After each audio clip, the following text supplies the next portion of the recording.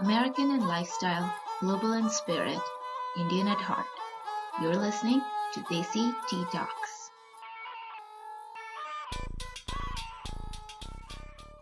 Hello, everyone. Welcome to another episode of Desi Tea Talks. On this episode, we will be talking about what makes our relationship with our respective husbands different than that of our parents or other relationships in similar traditional Indian families. So, for those of you who are new here, and for those of you who may not know yet, we are all three of us are married. I've been married for about a little over 4 years. Parija's been married for a little over 4 years. And Aishwarya has been married for almost 6 years now. So, before we begin, as always, go grab your favorite cup of tea, coffee, wine, and join us for this lovely topic. Since Aishwarya, you have been married the longest amongst the three of us, what do you think makes your relationship so different with your husband? Yes, I was 25 when I got married. I didn't want to speak out my age, but I think when you look at what the dynamics of our society are and what that age group represents, marriage is not something on our cards. But yes, I was married and I don't complain about that. One thing that I say why my marriage is so different is because I think my husband is emotional. The fact that the men of our generation are emotional and they share that emotional connect with us is where I think it makes it so special, because we share the same things. We make our decisions together. We share our choices.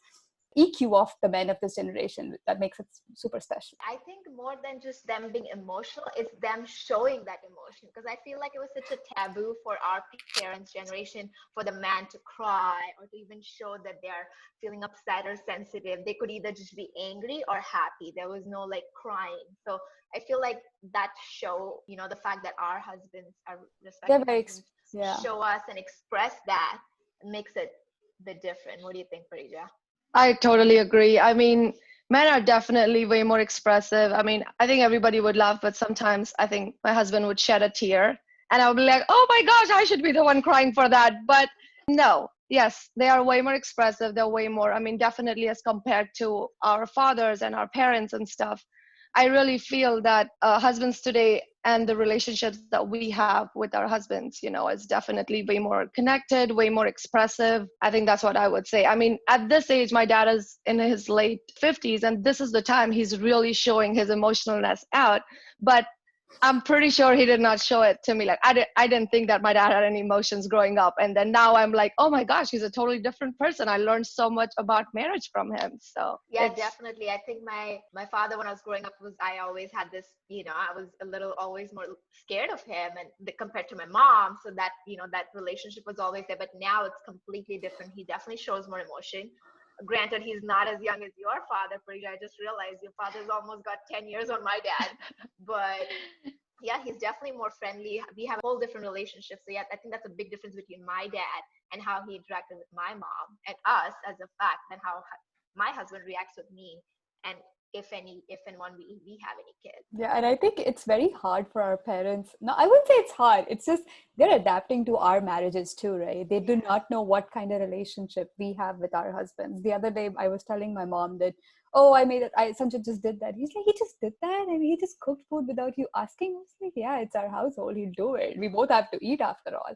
So that's the thing. I mean, it's marriage of equals. It's not just one person running the household, one person going out and earning the bread. Well, it's kind of an equal show. That's what I feel. It's different. I mean, I think it's kind of come down to like, and say that like in marriage, it's like it's not about dishes, it's more about respect. I think Yeah. I Yeah. think it's kind of coming down to where wife and the husband both are wearing pants in the relationship, pretty much. Man is not the breadwinner anymore. Talking about that both of them are equally half rich or half poor, whatever you want to call it. But it's definitely evolved quite a lot from the generation, like our parents' generation, to our generation now.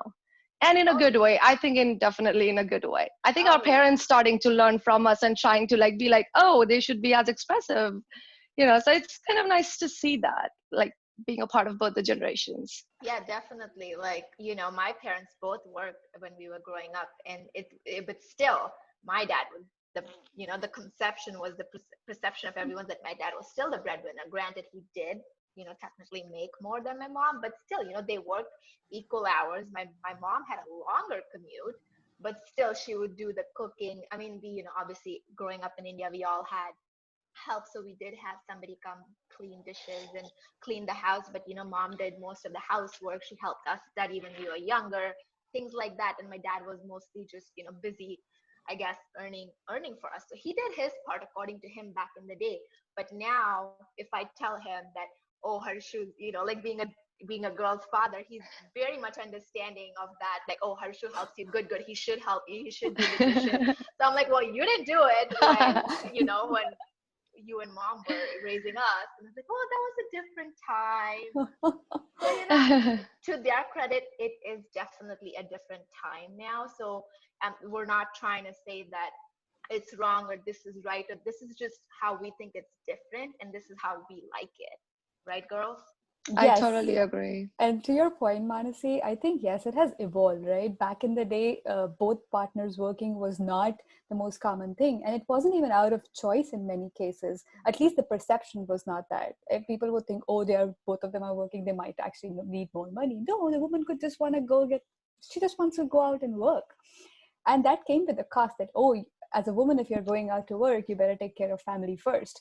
So that whole balance that our moms kept, striking all the time. Like my mom was working, but I know the kind of struggles they had will be very different.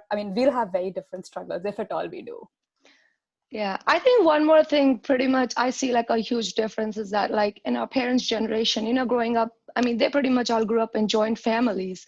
And, like, pleasing their parents, meaning our grandparents, was like a huge thing. So, like, they were like so connected to the joint family that the relationship of husband and wife was like very different. I would be totally wrong if I say that like everyone was happy, in the relationship part, but I think that has changed. Like our parents now kind of look up to like living separately without living like a nuclear family or a small family.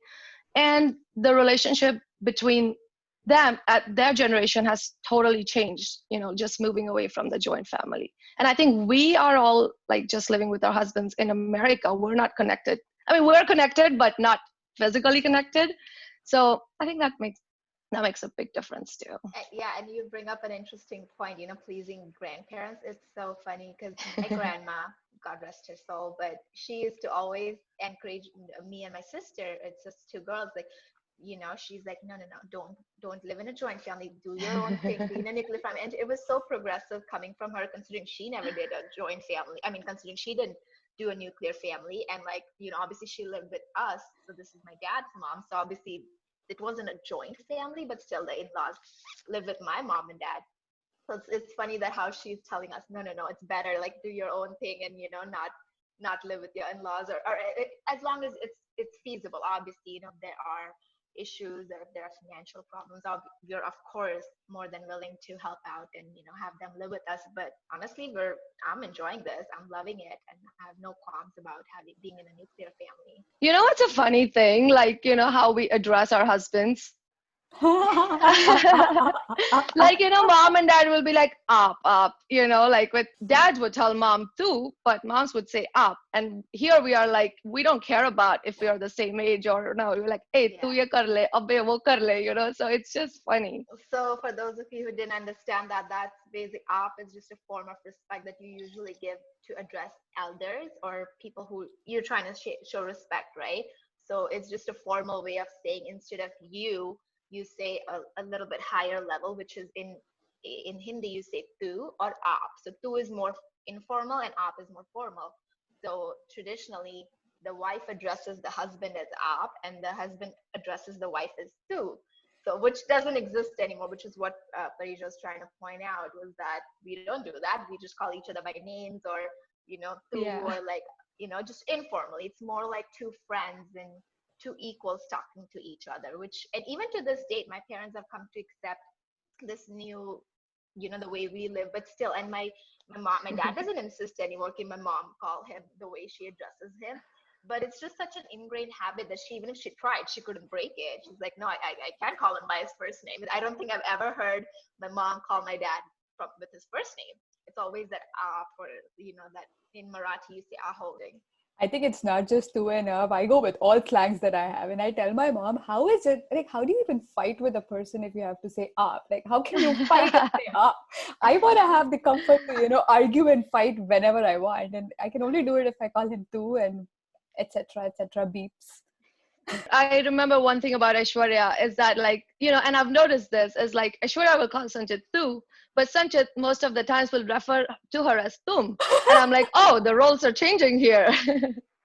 Yeah, I Is think that right? that comes more from him being North Indian, and North Indians say that irrespective of age or relationship. Is that right, Aisha? Yes, it is. And like, speaking up, and we don't even say ha, it's like hanji, aap aiye, and it's very you have to be more courteous. So he definitely does that, and I enjoy it. So I know, Aisha, you said arguments, that's another topic. How do you think we handle arguments as, compared to our parents? We do a great job at handling our arguments. I have to admit this, and I tell this to my mom, there's a lesson that you guys should learn. So I am a restless person. I cannot stand the fact that we are arguing about something. So I need to talk it out. If it's night, if it's day, I want to talk it out, and I want to make sure that we both know that we are on the same page and we're in the same team. We can have indifferences. I mean, we won't think alike. There'll be so many reasons. We argue about small things like, okay, what are we buying next for our house? What service are we going to use? Where should we invest our money in? But still, it doesn't come to a fight where come to a point where we stop talking to each other or something happens. So, and we can't even we always do it within the first couple of hours of that thought process. So it never goes beyond that time frame. And I think we do a great job. We talk and we just go past it. What about you, Manasi? How do you handle arguments? It's basically I say and he does.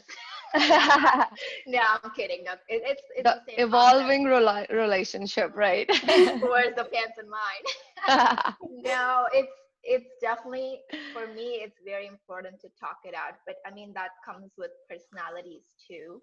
For my husband, for him, it takes him time. He needs to stew in it and think about it. So there's a little bit of personality clash here where I like to talk it out and get it out of the way, whereas he needs to sit it out, think it out, and then talk it out. So there's a little personality clash that way, but for the most part, we both talk it out. We don't stew for days on end, and I'm crying on the side and he's upset on the side, because back in the day that was a norm. Not that my parents, like, I didn't see my mom cry or anything a lot, but there was always times where if dad said something, mom can't argue back, or like she knows when to stop. Like there was a clear, sometimes she did, but a lot of times she would just like, okay, no, this is it, dad said no means no. Like there's no more back and forth after that. Whereas if I think something's right, I'm going to not argue, but make my point and make sure he understands at least my side. Again, we're not always going to agree and be on the same page, but if I think something that only involves me, I'm going to make that decision. Whereas I don't think our parents, I feel like they didn't have the liberty to do that, because that understanding, that level of, they weren't at that same level of understanding, at least back in the day. I think they are a lot more in tune now than they were before. I think a lot has to also do with the fact that this is only between me and him. And I make that very, very clear that if there's something going on, it's between you and me, and that's it. No third party. You don't, like, none of us have ever shared it to any of our closest people, not even to my sister. So that is the difference that I see between my parents and what I am. That back in the day, in that generation, it was very easy to go out and tell, oh, I just fought with my husband and, we just had this argument. I want to be the person who talks to him, as opposed to going out and sharing that pain and then taking advice and feedback and all of that. So that doesn't happen anymore with our generation, which is the great thing, because it stays between the two people who are arguing, and it's done and dusted. What about you, Parija? I think this should be for him, because he mostly handles me all the time when I'm mad. So he's more passive, I'll say that. But yes, we just talk it out. I mean, that's like, going back to like how expressive men are these days, and so are our respective better halves. And well, he is more of an expressive person than I am. So he will go more with words and I'll go more with actions. So he'll be like, but I'll end up like, sometimes I find a hard time saying I'm sorry, even if I know I should be. But I'll just go ahead and do like a nice thing or something for him, and then we kind of call it quits right there. But we always give it a little bit time. We'll watch like TV show or something, and then we'll talk about it. Because in that moment, if he's going crazy and I'm going crazy, and then it's like, a volcano bursts. So we take roles. And bottom line is, I think we all know if we are really right or no. And I think we're strong enough to be like, yes, we know our stuff and we're going to go with it. So Yeah. When she said it's all about actions, I was like, she's throwing her tennis racket or something. No, but I think we have to give credit to our husbands, especially in this situation, because they also grew up seeing their parents. They saw their fathers.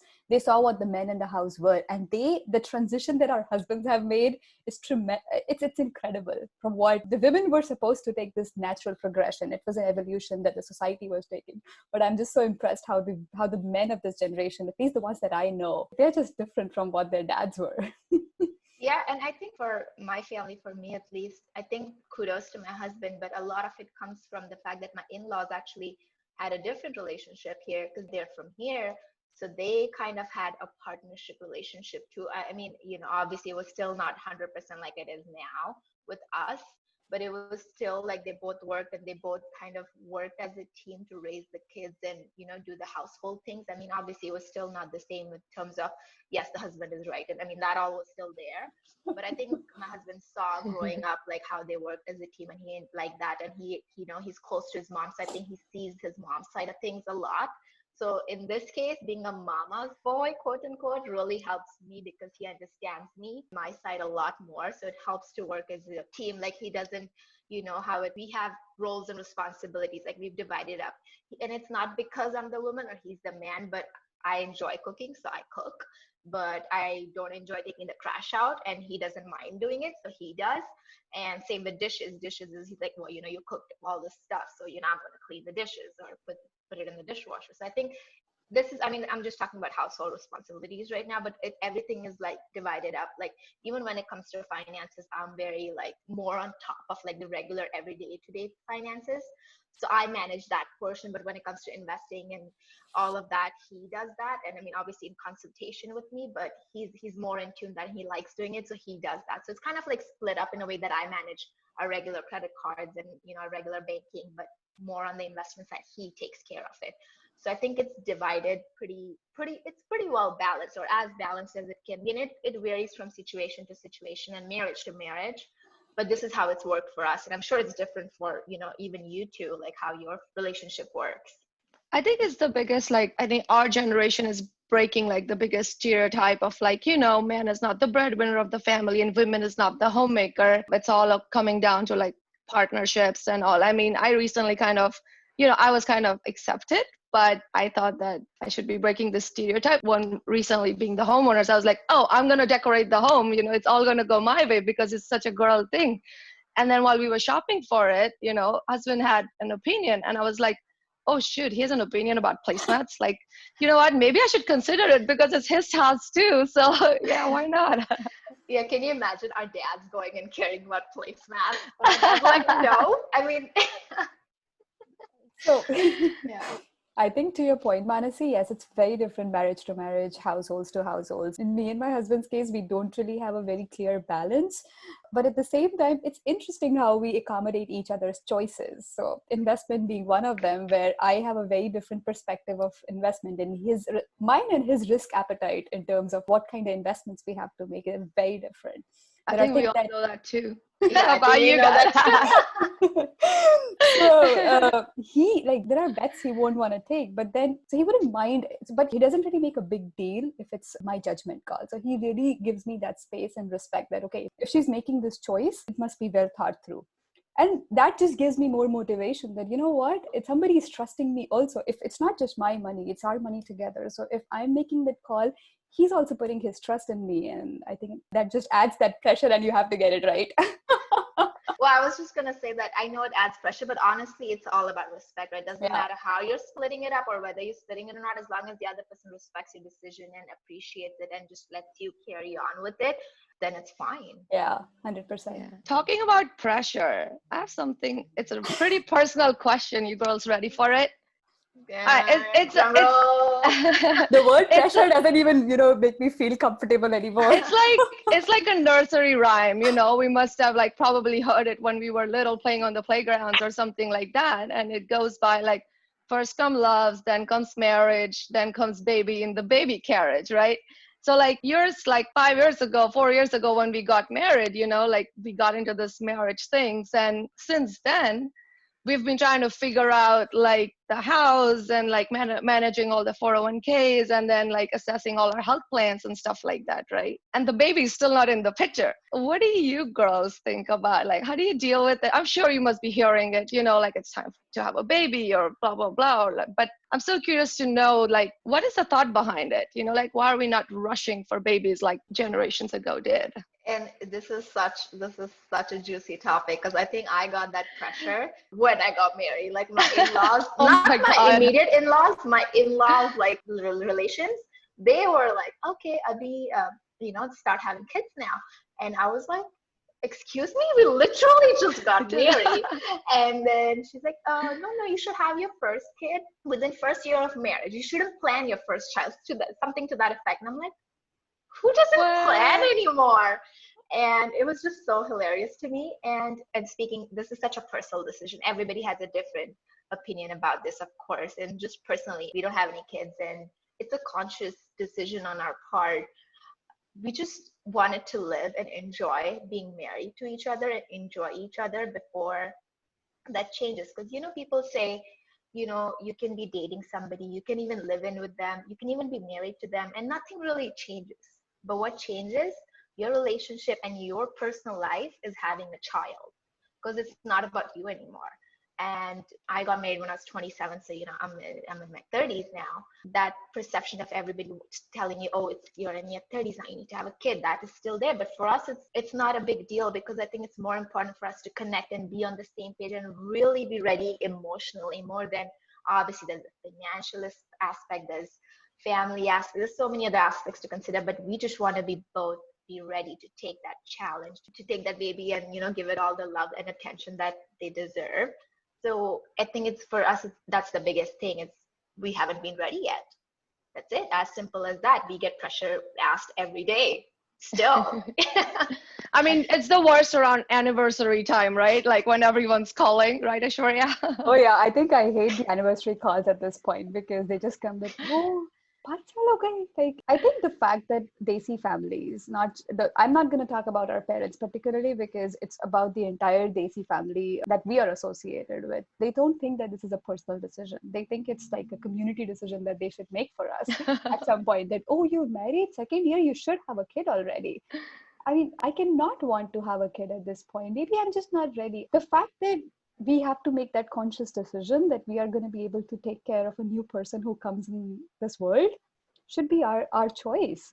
And they can't accept the fact that at the age of even 30 plus, we probably don't think we are fit and ready to, take care of a new person, new baby. So they're like, oh, this happens on its own. Just have a baby, you'll figure it out. You don't figure it out. I mean, you got to plan it. You got to plan these things. Especially in US when things are so expensive here. Yeah, and not just with the expense factor. I think we need to learn a lot more about parenting. I don't think I can just learn parenting by having a kid. I can't experiment on that one child that I'm going to have. And that's what I get from all the in-laws and, extended families. And, oh, have a child, you'll figure it out on its way. That's not an experiment I want to go through. That is the first thing. And I think the second thing is, me and my husband talk about it a lot. That, okay, when do we want to do this? And the first thing he tells me is, I like my life this way. I like our life this way. There is nothing that I'm missing. And people say, oh, you don't miss that little baby in your life. Oh, you don't miss that charm. You're going to start living your childhood again. But he's like, I'm just happy with the fact that we have jobs, we are living our lives, and we are comfortable. So this is also a happy phase. And not many people realize that this is also enjoyable. So being a dink couple, double income, no kids, that's the thing in these days, right? I mean, yeah. I didn't know that. Yeah, it's actually a dink. You have to be a dink if you want to survive in London. That's what. That sounds so wrong. Stop using that word, Aisha. No, what I'm trying to say is, I agree that there's never going to be a right time to not have a baby. But there are most certainly wrong timings to have a baby. And I don't want to be in that wrong spot and that wrong mindset when I'm having a baby, especially now when there's a world pandemic going on. Do you think there is a right time? There's a right time for you, and Yeah. you get to decide that. And we have the luxury to decide that. We don't have like, crazy pressure. I mean, yes, people talk, and most of the pressure we usually get is from the extended family. Our parents luckily have been very understanding about, giving us room to breathe. So I don't feel that pressure, and I try not to let that affect me so much, because I really want to be ready, and I know when I'll be ready, and that will be the right time for me, everything aside. Yeah, and funny story to your point, Manasi. My mom had me in the first year of her marriage. So when I was getting married, the one piece of advice, like woman to woman, she gives me, she's like, don't have a baby right away. Just spend that time with your husband, build that relation, because she thinks she never got a chance to do that. Now she's like, I gave you that advice only for a couple of years, not for like this full-fledged extended stay, but yeah, whatever. But do you think that is a reason? I have an older sister, so she got conceived pretty much within a year of my parents being married, and I was born 5 years after the fact. But do you think that's a big reason why our parents don't have that connection as we do with our husbands as soon, pretty much right away? Because I feel like they took time to develop that, a longer time, whereas we are more in tune. Do you think that's a big reason? Because they just went in, had kid, and got busy living that responsibility life. I think so. I think that was a very big factor in the kind of relationship they have. So I think that's why my mom particularly told me, don't do this, don't jump into it. And that's not just one thing. I think they just had a baby. They were married, they didn't know what marriage is all about, and suddenly they had a baby. So there were two things that were challenging: A, building a relationship with a new husband and a new wife, and B, just raising a baby. So they were literally experimenting on two fronts. Can you imagine? Like, it's hard. Yeah, I can't even think about it. It kind of makes us sound selfish right now, because it really does. Yeah. But this is the truth, and I'm not shying away from it. I am selfish. I mean, at least at the moment. For me, life is all about me, my husband, and my little family bubble, the immediate family. Right. Yeah. I mean, it's the same with me too. Like, I mean, when I got arranged marriage, so, it was more about like definitely knowing him a lot more. And I kind of had this a little mindset that I definitely don't want to have the baby for the first 3 years of marriage, because I really feel that every relationship takes its own time to mature in its own way. And I think that was the biggest difference between the previous generation and ours. Like, we kind of got married at a little bit later times than our parents, right? So when our parents got married, they were fairly young. Like, come on, what are you, like, look at us when we were 21 and 22. We were like, marriage was not even on the point, right? But they were already engaged, they were down the road for the baby, right? But I think, and then a couple years later, once I guess we all grew, that's when they started enjoying life. So I feel like they've sacrificed so much for us. And now they're enjoying life after like such a late age that I mean, yes, sounds selfish, but I think we are at a point where we probably want to enjoy life more with our husbands before we plan to have babies or something like that. Yeah, that's going to help us build that relation, right? As parents, we'll be so much more in that tuning, in that team spirit that, okay, we are together because we know how we operate together. We've already learned that team bonding, just me and him together, so we can be better parents. That's what I feel. Differs from couple to couple, from marriage to marriage. I do have friends who had kids young, and it was a conscious decision on their part. So they were maybe ready for it for whatever reason. Maybe they dated before a long time. They got married at a younger age. But each to their own, and this is what has worked for us. And it's a common thread that we share amongst the three of us, and that's brought us closer, right? We've been friends because we haven't had any differences. We're pretty similar in that regard. I think we also have a running bet who's going to have the first baby. So I want to see that. Let's not name names here, girls. Let's not do that. We'll see how that goes. Yeah. I know. Girls, another topic I wanted to it's a very intimate topic, and I feel like there's like a cliche that your sex life gets a little bit stagnant or, like super vanilla or something once you get married. But I think you all agree that intimacy in relationships today plays a huge role, right? So like, what are your thoughts about, intimacy between relationships? Like, how do you keep up with that? Keeping it alive, keeping the spark alive, keeping right? the candle lit, yes. I think it's just being expressive and showing it, right? like if you think about how our parents raised us, and then the, you know, the conditions and the situations they circumstances they were in, as opposed to we're pretty much living by ourselves. We have plenty of opportunity to show our love, to express our love, be intimate. There's nobody watching. They didn't have that luxury. First of all, I really do think that. Second of all, they were just shy in that respect because it was not okay, you know, like PDA was just not okay. And not, that's not saying that even now, when I visit, you know, I'm from Bombay, when I visit, it's a little odd because it's so uncommon to do PDA. But for us, it's just so common. You kiss in public. It's not even a big deal.